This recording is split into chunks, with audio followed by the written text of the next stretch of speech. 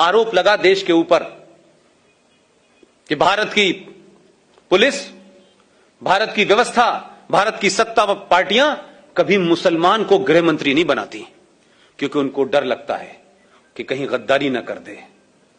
हमने कहा कि शायद ऐसा होता होगा, शायद यही वजह है 1989 में वीपी सिंह की सरकार में भारत का पहला मुसलमान गृह मंत्री बना 8 दिसंबर 1989 को, 89 को।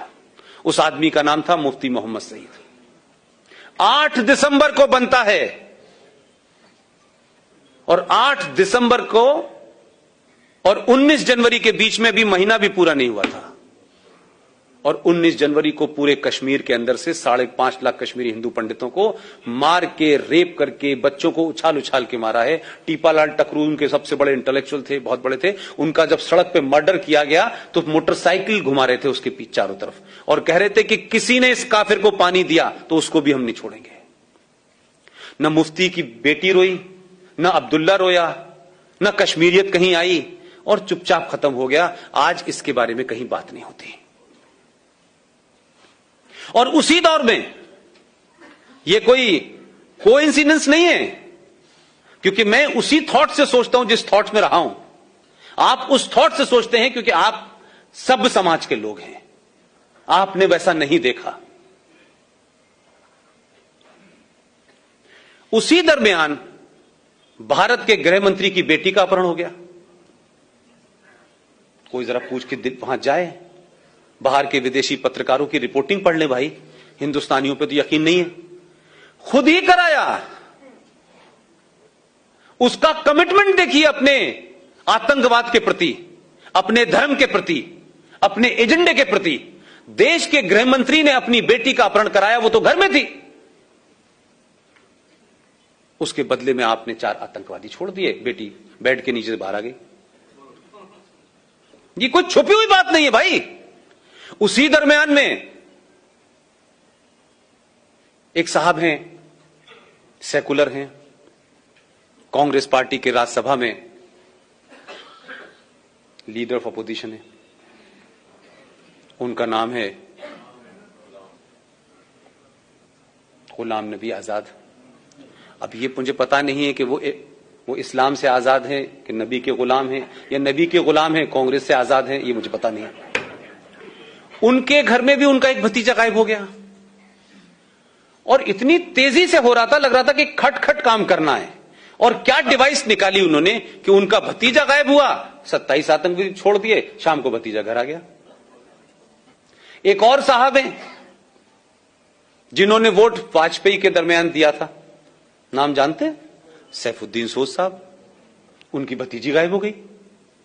ये ऐसे लग रहा था कि सबका एजेंडा कितना खूबसूरत है।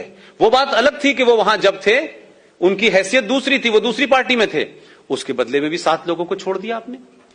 तो पहला इस देश के अंदर अगर हम ये कहें कि इंटरनेशनल टेररिज्म जो है वो भारत में कैसे पनपा, उसके लिए जिम्मेदार भारत का ये पहला मुसलमान गृह मंत्री है। एक घटना हो जाती है, मोदी के दौर में हुई, पूरी दुनिया में छा गई साहब, पूरी दुनिया के अंदर हंगामा हो गया। कोई वीजा रुकवाने चला गया, कोई धरना करने चला गया, कोई प्रदर्शन करने चला गया, लेकिन 5 लाख हिंदू अपने ही देश में शरणार्थी हैं। दिल्ली की सड़कों पे, दिल्ली हाट के सामने कोई पान की दुकान कर रहा है, कोई चूरन की दुकान कर रहा है, कहां कहां रह रहे हैं, कोई बंगलोर भाग गया, कोई कहीं भाग गया। लेकिन इस देश में कोई बड़ा जुलूस, कोई बड़ा प्रदर्शन, कभी संसद इसके लिए नहीं रही। इसलिए मैं जुडिशरी की भी तरफ आता हूं। अभी कुछ घटनाएं इस देश में हो गई कि किसी ने अखलाक को मार दिया, किसी ने, गोरक्षक ने किसी को मार दिया।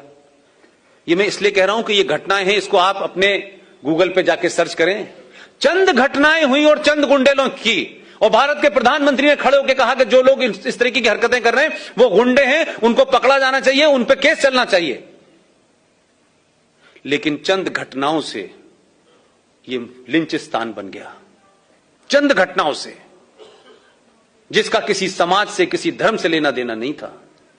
यहां भी समझ में आता है, सुप्रीम कोर्ट की बैनर हेडलाइन खबर थी, we will not accept this lynching, government should take immediate and drastic action. इसी हिंदुस्तान के अंदर 1984 में दिल्ली के अंदर लुटियन दिल्ली में, जहां राष्ट्रपति, प्रधानमंत्री, सारी सत्ताएं के सबका पावर है, वहां 3,500 सिखों को दौड़ा दौड़ा कर मारा, सड़कों पे मारा, गले में टायर डाल के मारा, बच्चों को उछाल उछाल के मारा, बॉक्स में जो लोग छुप गए थे उस बॉक्स में आग लगा के मारा। भाई साहब, सुप्रीम कोर्ट ने कभी नहीं कहा कि इस देश में अगर मॉब लिंचिंग पहली हुई थी तो वो तो ये थी, कभी नहीं बोली। 3.5 लाख और 5 लाख कश्मीरी हिंदू पंडितों के साथ किया, वो मॉब लिंचिंग नहीं थी। लेकिन सुप्रीम कोर्ट का पाखंड और ड्रामा देखिए कि सुप्रीम कोर्ट क्या कर रही है। सुप्रीम कोर्ट भारत की सेनाओं को डायरेक्शन दे रही है। क्या डायरेक्शन है साहब? कि देखिए, आप जब आतंकवादी से लड़ें तो ये जो पीछे जो आपके देशभक्त लोग हैं, जो आप पे पत्थर मारते हैं, क्योंकि भटके हुए लोगों ने पता नहीं पत्थर कहां मारना था, तो गलती से आप पे मार रहे हैं, लिहाजा आप इन पे गोली ना चलाएं, आप इनके ऊपर प्लास्टिक की गोली चलाएं। सेना का एक आदमी विदेशी आतंकवादियों से लड़ रहा है, उसका मुंह इधर है, फिर वो अपनी बंदूक से प्लास्टिक की गोली डाले, फिर इधर चलाए। जब उनसे कहा कि ऐसा मुमकिन नहीं है, बोले नहीं, उनके ऊपर पानी डालें, गर्म पानी डालें। तो वो पहाड़ों में पहले टैंक लेके जाए अपने कंधे पे कि पहले मतलब मानसिक दिवालियापन है इस देश के अंदर यार।